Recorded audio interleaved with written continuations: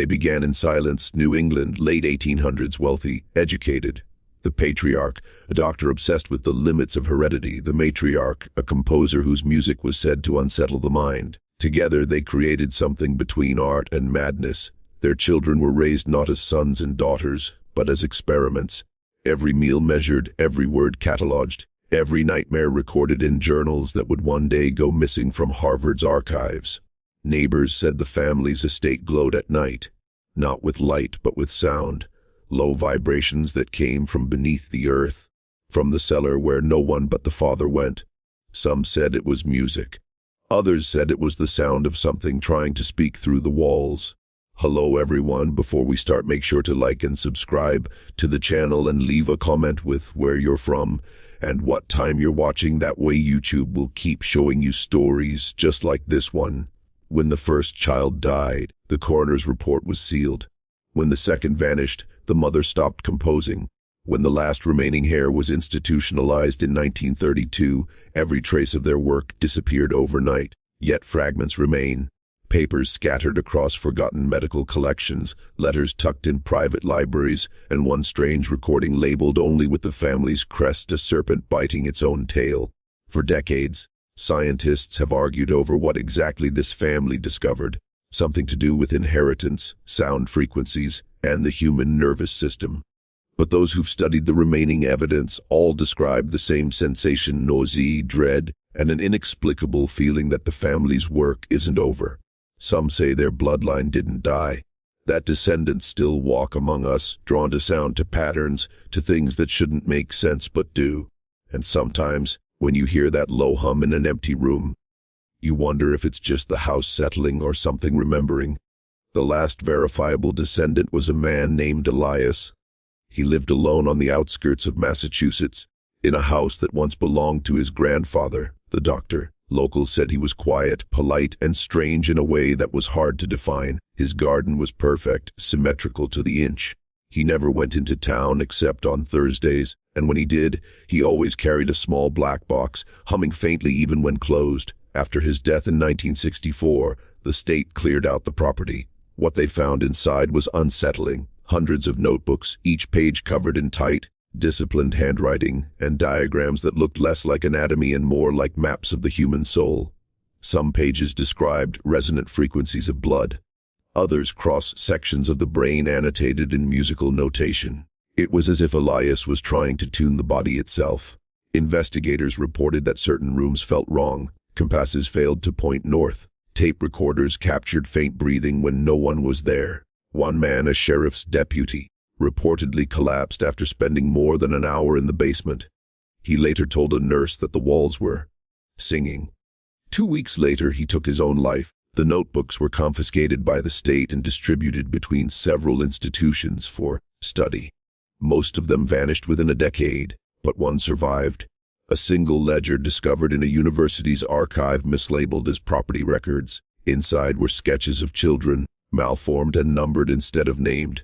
Beside one sketch, Elias had written, "They don't remember, but the sound does." The deeper scholars dug, the more the family's research blurred the lines between medical science and something else entirely. It wasn't alchemy, not exactly, but it carried that same obsessive hunger to control what should not be controlled, to reach beyond the flesh, to touch whatever lies on the other side of human limitation.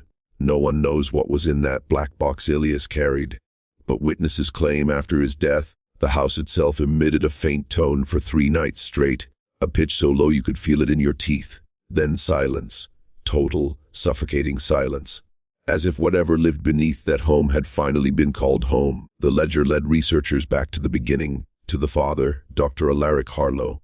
In medical journals from the 1890s, his name appeared beside the early pioneers of neurology and genetics. But in the margins of those same journals were notations in another hand, later identified as his wife's. She wrote only one line again and again: "He's listening where he shouldn't." Harlow's colleagues described him as brilliant but volatile. He believed that heredity was not just chemical or biological, but vibrational, that memory, instinct, and trauma could be transmitted through frequency encoded in blood. He once presented a paper proposing that the human nervous system could resonate with external stimuli to unlock ancestral memories. It was dismissed as pseudoscience, but those who heard the demonstration reported something strange. A few fainted, one vomited blood. Shortly after, the paper vanished, and so did 3 of his test subjects. Rumors spread that Harlow continued his work in secret, using his own children as instruments. His notes referred to them not by name, but as C1, C2, and C3. The youngest, C3, was said to be able to reproduce melodies she had never heard before, ancient hymns in languages no one could identify. He called it ancestral recall. His wife called it possession. When the mother stopped composing, neighbors thought it was grief. But in her final years, before her disappearance, she was heard muttering to herself at night, softly humming the same 3-note sequence over and over again. Those who recorded it later found that the frequency matched the background hum in Elias's black box. By 1902, the Harlow estate had been officially condemned. The family was gone. But when surveyors tried to demolish the home, their equipment malfunctioned, metal bent, wood refused to burn. They left it standing, boarded it up, and built the new road around it. To this day, the property line forms a perfect circle, untouched by development, as if something beneath the soil rejects intrusion. There are stories, always whispered, of people who camped near those woods. They describe hearing that same 3-note pattern just before dawn, vibrating through the ground. Some say it isn't sound at all, but memory itself, echoing from a family that found a way to never be forgotten. The strangest part of this story isn't the experiments, it's what happened after the family vanished, how traces of their work kept reappearing like echoes refusing to fade. During the Cold War, fragments of Dr. Harlow's research were found in a government-funded study on neurological resonance. Officially, it was about acoustic therapy. Unofficially, it was something else entirely. Declassified memos describe subjects exposed to low-frequency tones reporting vivid hallucinations, memories that weren't their own. One subject described standing in a candlelit basement, surrounded by jars filled with what looked like fetal tissue, hearing a lullaby she swore she'd never learned. Another subject, a young soldier, broke down mid-session, screaming, "It's not sound, it's language." After the 3rd incident, the project was terminated.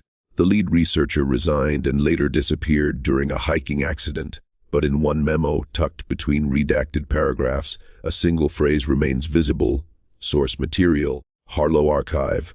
If this were coincidence, it would end there. But it didn't. In the 1980s, a private tech company specializing in bioacoustics tried to reproduce the effects described in those reports. Their founder, a man named Joseph Keene, claimed that certain tones could harmonize genetic expression. When asked where he'd found his data, he smiled and said, "Old family documents." Keene's company folded after 3 of his staff suffered severe neurological breakdowns. But one recording from their final experiment still exists. Those who've listened say the same thing. It starts as a simple hum, then becomes human, like multiple voices speaking in unison, layered and reversed. Audio technicians who've analyzed it claim there's a message embedded within. The blood remembers. When journalists tried to trace Keene's lineage, the trail led back to Massachusetts, a small family plot. The last name on the stones before Keene, Harlow. And just like that, the circle closed. Over a century later, the same sound, the same blood, echoing through time. Each generation drawn back to the hum beneath the soil. If you're still watching, you're already braver than most. Tell us in the comments, what would you have done if this was your bloodline? Would you have buried it or listened? When you start to connect the dots, the pattern becomes almost unbearable to look at. Every 30 to 40 years, someone with the Harlow bloodline resurfaces. Different names, different professions, but the same obsessions. Sound, memory, inheritance, and each one vanishes after reaching a certain discovery, as though the family's curse enforces its own silence. Take the 1997 case of Dr. Abigail Rowan, an acoustics engineer from Maine. She published a paper on neurological pattern interference, how sound waves can alter the perception of time within the brain. Her work was celebrated briefly, until a graduate assistant found her unconscious in her lab. The audio file still looping on her equipment was labeled H-sequence reconstruction.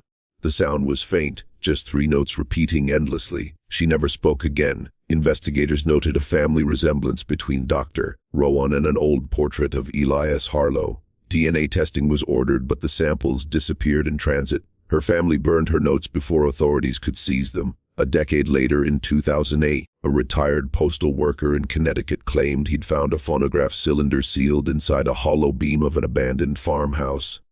When played, it contained what sounded like a woman's voice humming the same three-note pattern, followed by a child whispering, "I remember." The recording was authenticated to be over a century old. Experts can't explain how it was preserved in such condition. Every generation leaves behind a new echo. A doctor, an artist, a scientist, all trying to understand something that cannot be measured. What they fail to realize, or refuse to admit, is that their pursuit is not discovery. It's repetition. The sound isn't calling to them, it's calling through them. One audio historian studying these events made a chilling observation. He said, "The Harlow frequency doesn't record onto tape. It imprints itself onto whoever listens." Months later, he was found in his apartment, surrounded by notebooks filled with sketches of a serpent devouring its own tail. None of the neighbors reported hearing a thing, yet every clock in the building had stopped at 3:03 a.m.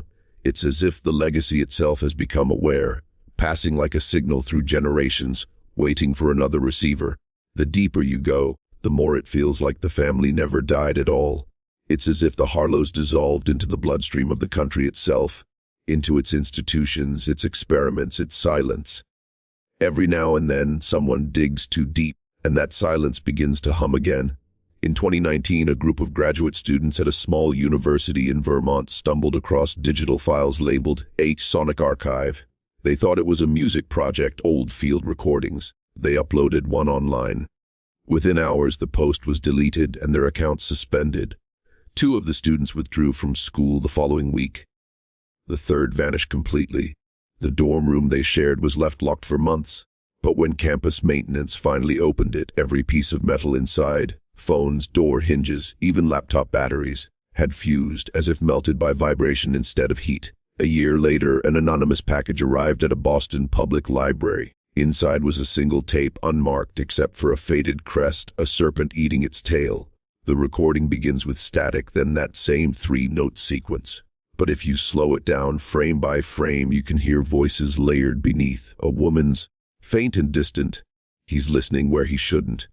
Then a man's reply, "It remembers us." The tape is currently held in private archives, inaccessible to the public. But the librarian who first handled it left a note in the accession log before resigning. She wrote, "The sound wasn't playing through the speakers. It was playing inside me." This is the point where legend and reality blur so tightly they become indistinguishable. Whether the Harlows truly found a frequency that imprints memory, or whether it's simply a haunting carried through rumor and fear, no one can say for certain. What's undeniable is how many people, from scientists to soldiers to ordinary citizens, have followed that same tone into darkness. And maybe that's the real horror. Not that a family once tried to manipulate the fabric of heredity, but that they succeeded in a way no one expected, not in their bodies, but in their idea. Because ideas like blood have memory. They say every family leaves something behind: a home, a name, a story. The Harlows left a hum, a sound that still surfaces in places it shouldn't. Old radio frequencies, damaged recordings, the wind through certain church basements in Massachusetts. It's never loud, never clear, but once you hear it, it doesn't let go. Some claim the sound is a trick of resonance, subsonic vibration interacting with the human ear. Others think it's a mass delusion seeded by decades of folklore. But there are those who believe it's something far older, that what the Harlows discovered wasn't new at all, but ancient, a frequency that threads through the earth itself, a tone that calls to memory, not in the mind, but in the marrow. There are strange reports still appearing every few years. Workers who go deaf after construction near old Harlow property lines, children who hum 3 notes in their sleep, historians who vanish after researching resonant inheritance. None of it provable, yet none of it fading. Every attempt to bury the story only feeds it. Every silence becomes another verse in its song. Maybe the Harlows were just a symptom. Maybe every generation has a few who can't resist the pull of forbidden curiosity, the desire to uncover what memory truly is. Because memory isn't safe. It's not a collection of moments. It's a living thing, rewriting itself, whispering through time. And if that's true, Then the family that time forgot never truly ended. It simply learned how to exist in another form. Each person who listens, each one who searches, becomes a note in its unfinished composition. The blood remembers, yes, but so does the audience. So if you've made it this far, if you've felt that strange tightness in your chest, that pressure behind your ears, it's probably nothing. Just a story. Just sound traveling through time, like it always does. But if you ever find yourself alone and the room goes quiet, too quiet, and you hear that low hum rising from the walls, don't try to find its source. Don't listen too closely. Because once you do, it will know your name. And you'll understand why some families were never meant to be remembered.